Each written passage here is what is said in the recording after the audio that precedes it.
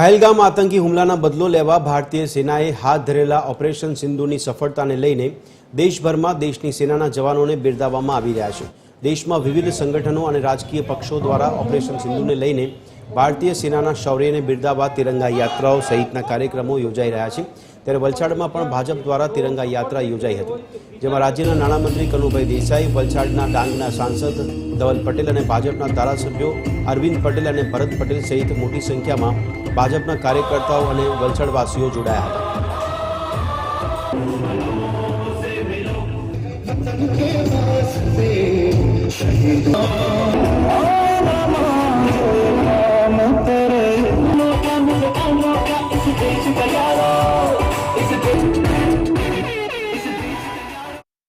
પહેલગામમાં આતંકવાદીઓ દ્વારા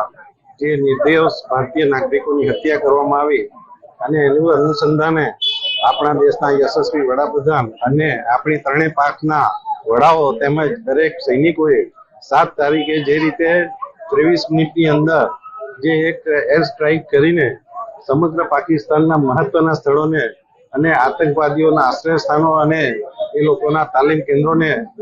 દેશ નાબૂદ કરી દીધા, એ સમગ્ર ભારત માટે ગૌરવની વાત છે। અને ત્યાર પછી બીજે દિવસે પણ એમણે આ હરકત ચાલુ રાખી ત્યારે એમના બધા એરબેઝને પણ નાબૂદ કરીને આપણે સૌએ એક ગૌરવની લાગણી અનુભવી અને આ યુદ્ધમાં આપણા દેશમાં બનેલા શસ્ત્રોએ ઘણો અગત્યનો ભાગ ભજવ્યો। એના માટે પણ આપણા દેશના યશસ્વી વડાપ્રધાન મોદી સાહેબને અભિનંદન આપીએ। તેમજ આપણા દેશની વિદેશ નીતિ મોદી સાહેબ, શ્રી જયશંકરજી, અમિતભાઈ અને આપણા સંરક્ષણ મંત્રી શ્રી રાજનાથસિંહને પણ આપણે અભિનંદન આપીએ અને આપણે જે સફળ થયા એનો યશભાગી સૌ। જે થોડા દિવસો પહેલા આપણા જમ્મુ કાશ્મીરમાં પહેલગામમાં પાકિસ્તાને કાયરતાપૂર્વક જે આપણા ભારતના દેશના નાગરિક ત્યાં ટુરિસ્ટ બનીને ત્યાં ગયા હતા તેમને ઉપર હુમલો કર્યો હતો। પૂરો ભારત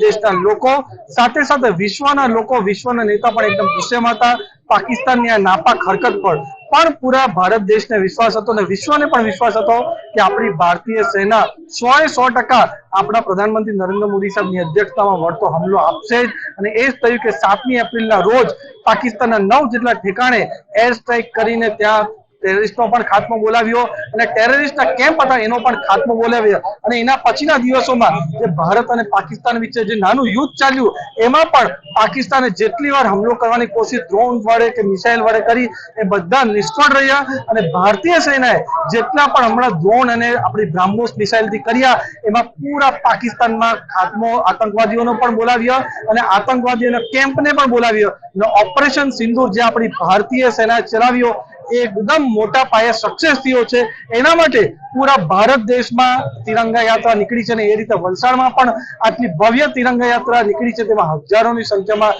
જોડાયા છે, નેતાઓ જોડાયા છે, સાધુ સંતો જોડાયા છે, એની સાથે જે આર્મી મેન છે, પૂરા એક્સ આર્મી મેન એ પણ જોયા છે। અને તેમ જેમ જોવો છો જેટલા લોકોમાં ઉત્સાહનો ઉમંગ છે, ભારત દેશની જે આ વિજય થયું છે, ભારતીય સેનાનો વિજય થયો છે, એમાં બધા સહભાગી થયા છે।